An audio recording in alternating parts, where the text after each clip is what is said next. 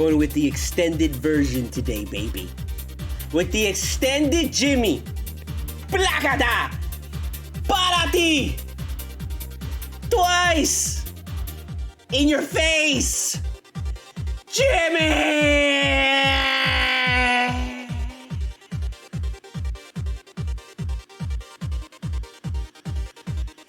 Everybody else together. It's a speaking chair.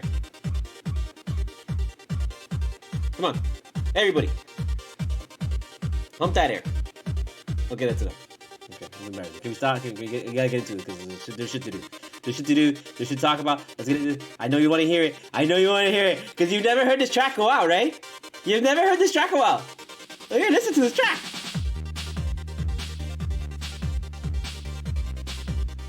Okay, that's it. You're not gonna get any more. You're never gonna get the end. Okay, Jimmy, get the fuck out of here, please, because that's it. This is starting to pervert us.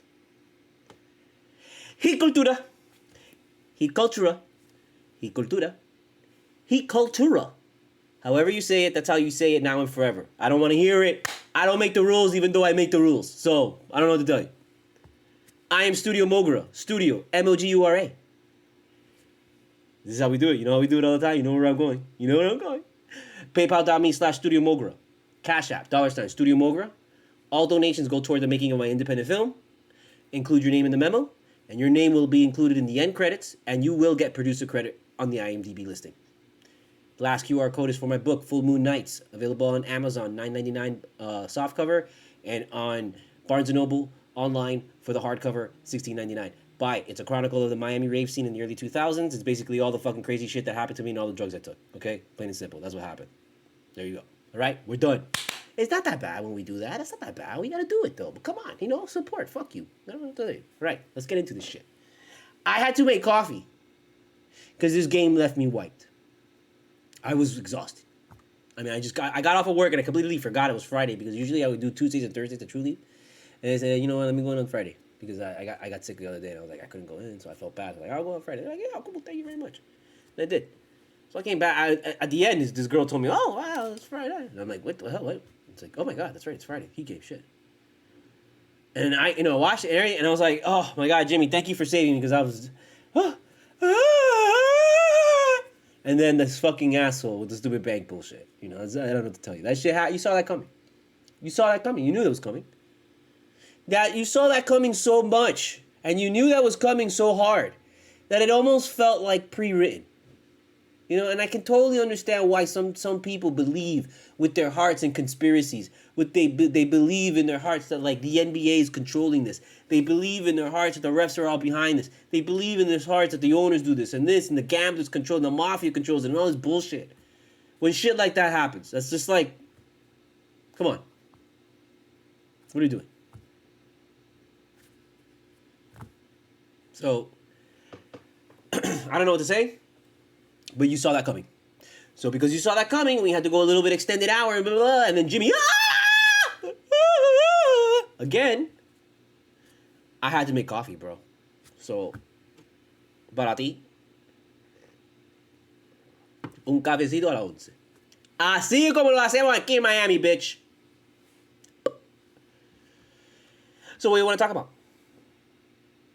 Bam, Lowry, Caleb, Dedmon, Strus.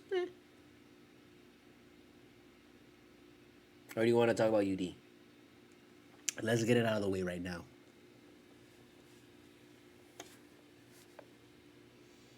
I take my hits. I still stand by what I said all about shit about UD. It's still true. But if he's gonna fucking be on this team, he needs to do shit like that, what he did today. This is bullshit. I don't give a fuck if he just signed on here just to ride the whole fucking season and collect a fucking check and just get a certain couple of minutes so that he gets a fucking bonus. Put him out there. Make that motherfucker work. Because if this is his last year, send him off. Okay? If this isn't gonna be his last year officially, send him the fuck off the right way and put his ass on the court on every major stage. He should be playing every fucking game. When it was Dwayne Wade's last fucking season, didn't Dwayne Wade fucking play every goddamn game? Yes, he did.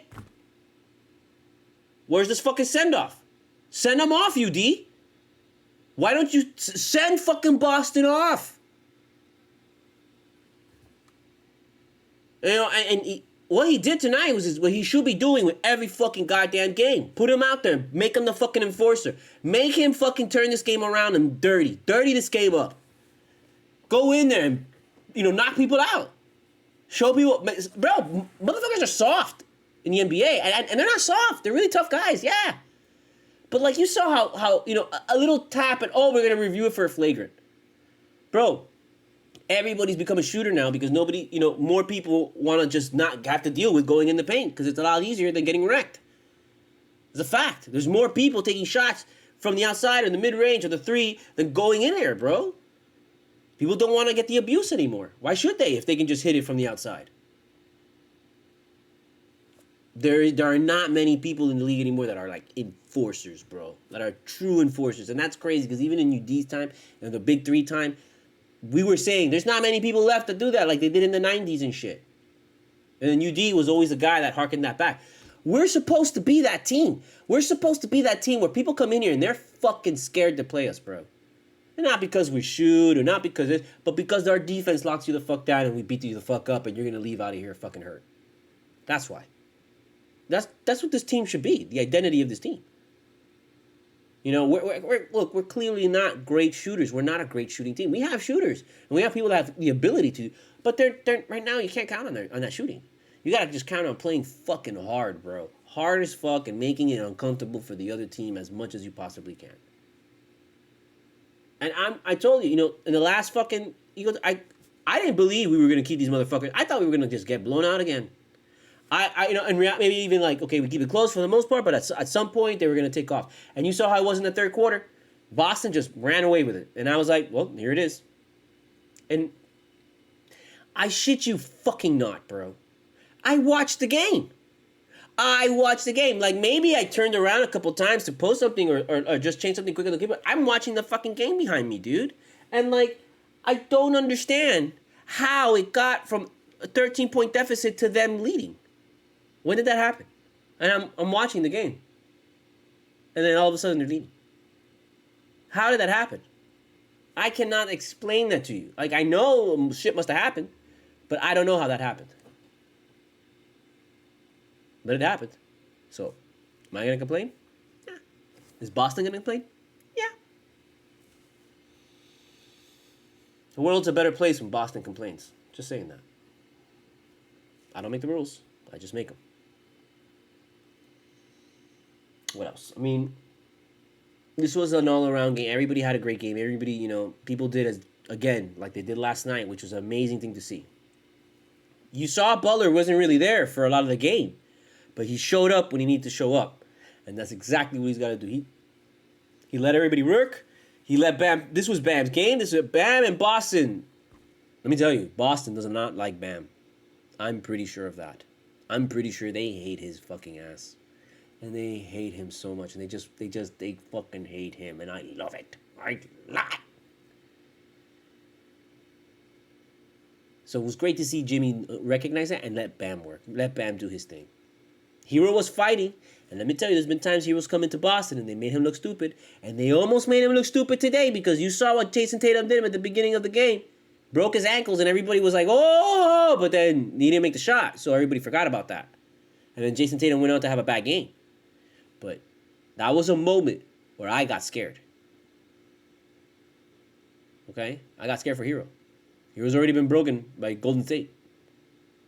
But, the thing with Hero is, can he bounce back? And he bounced back. He played ahead of a game. Had some big-time fucking threes, At the end, he kind of tapered off, but he had some moments. He did great things, man. Everybody had their moment. Everybody had a moment in this game. Everybody had a moment in this game. And that was great to see. That was great to see. Cheers. Gotta drink it while it's still warm. I scored some fucking super lemon haze, which just came in a minis form. And, it's only 17%. But I was like, it's still super lemon haze. It's going to be good. And it's not.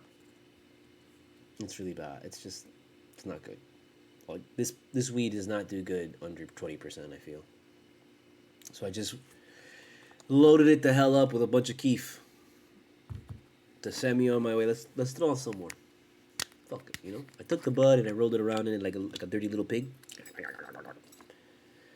But I think we need to slopify this a little bit more, so we feel it.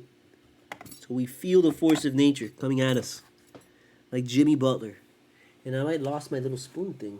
Oh, I'm so disappointed now. God, right when I need it, and you know I'm taking up time now. And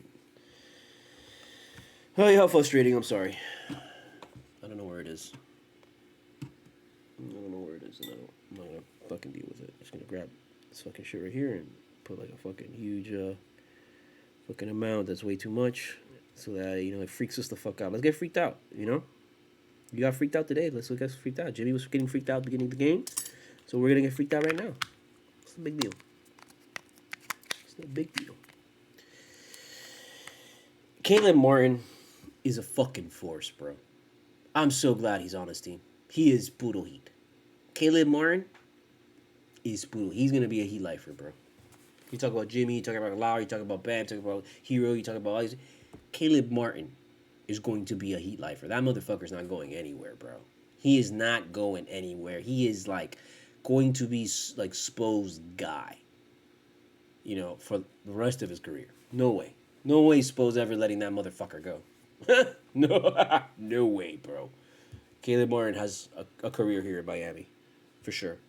Because it's not just that he's good, it's just he plays really good Miami Heat basketball. He fits in the system so well. There's nothing else to say, you know, other than thank you. And this one's for Caleb, and this one's for Jimmy, and this one's for Bam, and this one's for Lowry, and this one's for Tyler, and this one's for Dedmon, and this one's for Hayward Highsmith, who, let me fucking tell you, played his fucking ass off again. Who was in the fourth in overtime? Was it Duncan Robinson? No, it was Hayward Highsmith, motherfucker. What was Duncan Robinson doing tonight? Wearing a really nice fucking sideline jacket, let me tell you, that I gotta get. I gotta get that jacket. That sideline jacket that they were pimping out today. Gotta get that shit. That like, it was like a Letterman jacket, kind of high, you know, like the varsity jacket kind of thing, and it would look like a cream color. Ooh, baby, I gotta get that. So thank you, Duncan Robinson, for modeling that for me. Good job. This one's for Duncan Robinson for modeling that cream-colored fucking varsity fucking jacket that I have to get now. Okay? At least you did something.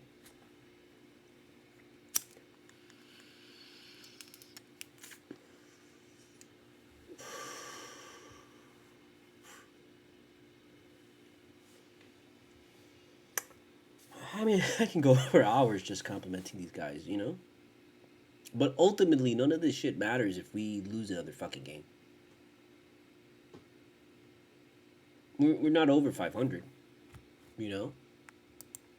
We are, you know, not like a major fucking force here, dude. We're still 11 and 12.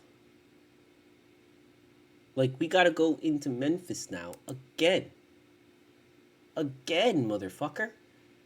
And deal with another fucking playoff contending championship level motherfucking team. And get past them like another goddamn boss in a fucking Nintendo game.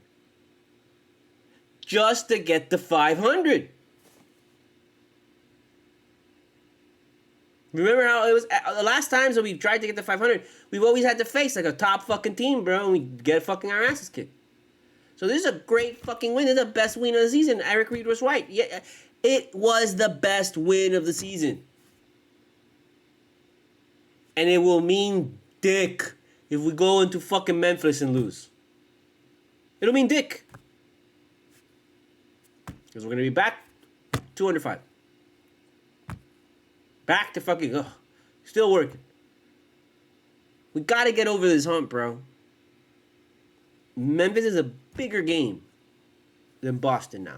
Now that we won, it's a bigger game. We gotta get to 500. We gotta get over this hump. I don't know how we're gonna do it over there, this place, because this guy that is playing this year, John Morant, is, you know, he is getting better every single year, and he is at that year where you got to start really worrying about him. You know?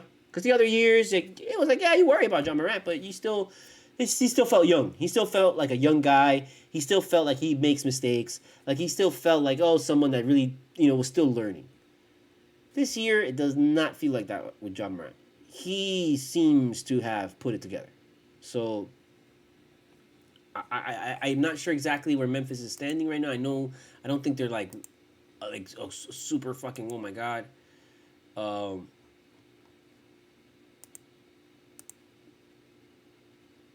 but it's a stupid fucking thing. Like, God, I don't know what the fucking hell is wrong with this shit, dude. Like, sometimes the internet is so fucking annoying, bro. It could be so annoying sometimes. They're 13-9, bro.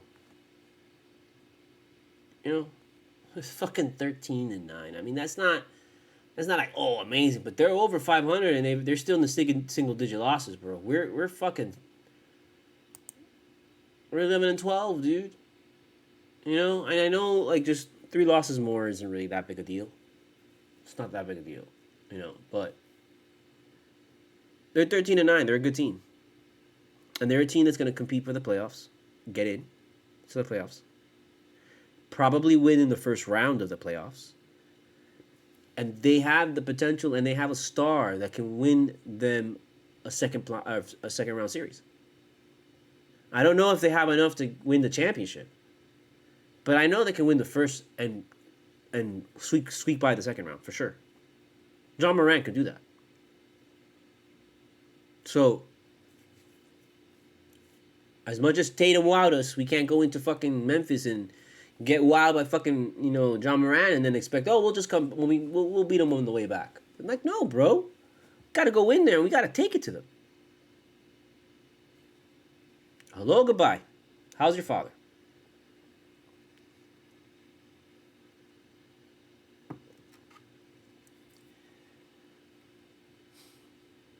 This team still has a lot to do. It still needs a lot of work.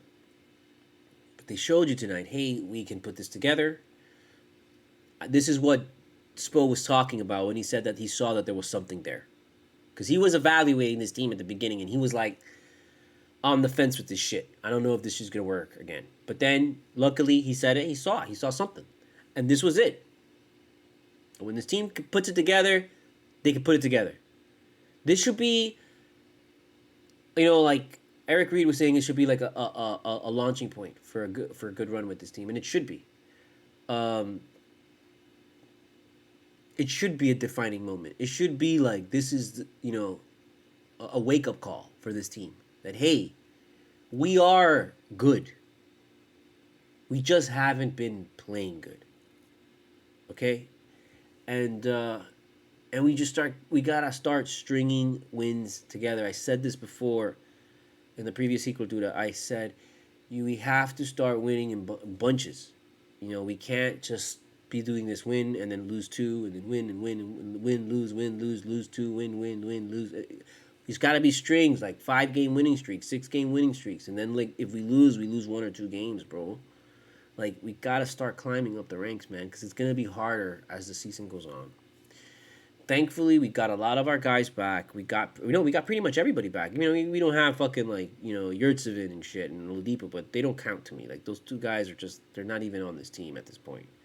And they're non-factors. And at this point, I'm thinking he's doing the same thing that they did last year, which they're gonna save Oladipo for the second half of the season.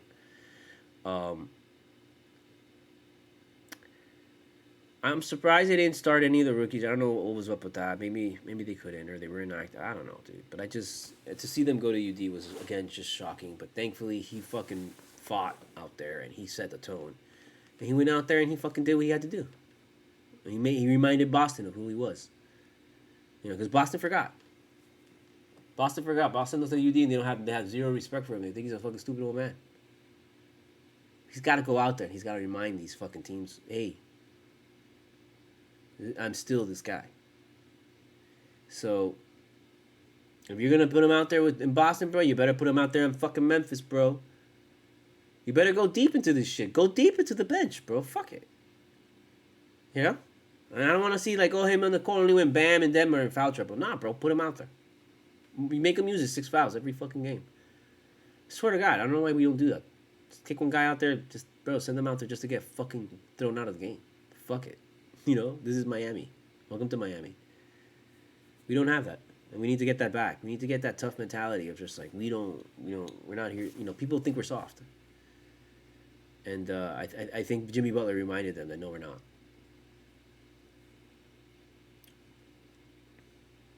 Jimmy Butler is such a major factor in his team because he's just, you know, he is this team. This is his team right now.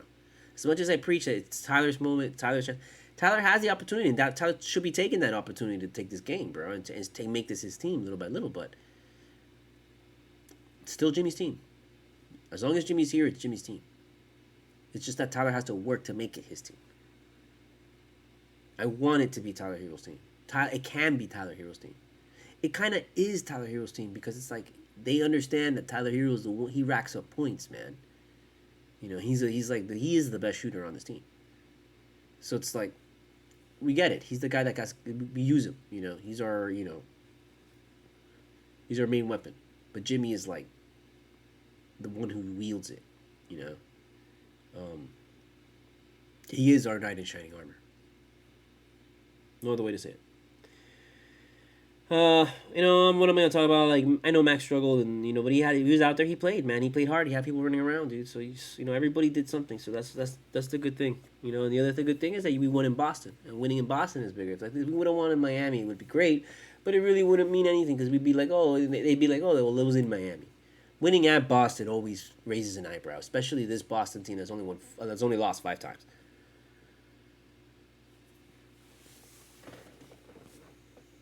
It's also said something that Boston's lost. A lot of their losses are to Eastern Conference teams. That's something else.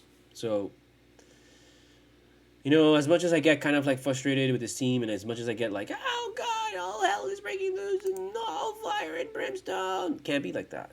You gotta be like, hey, you know, see, we do have guys. We've seen these guys do it before. We've seen these guys get to the promised land. This guy was a shot away, and you knew. He was thinking about that shit tonight, bro. What do you think he was going to miss that fucking shot after last year?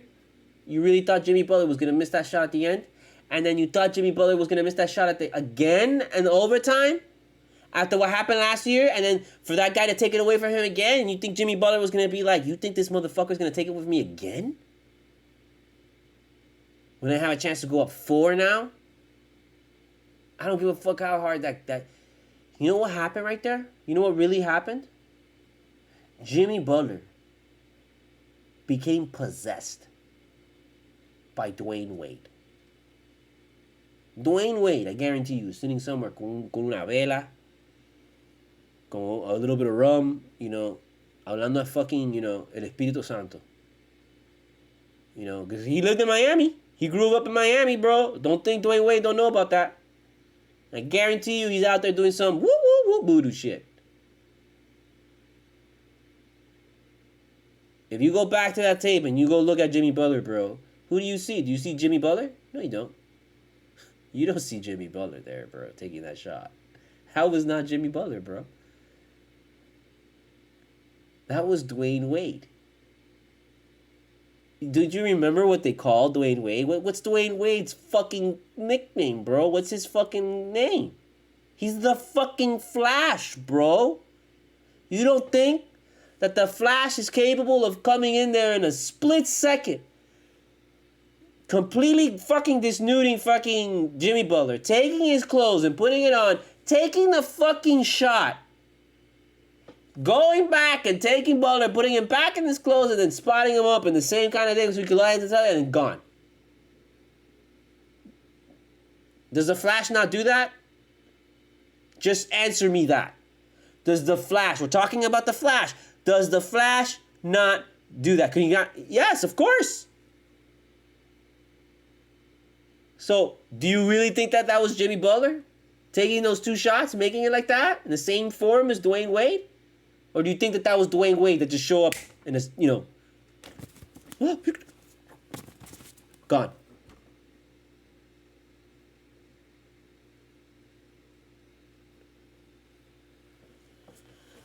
I don't know. Think about it. Just think about it. There's a reason they call him the Flash, bro. I don't make the rules. I just make it up.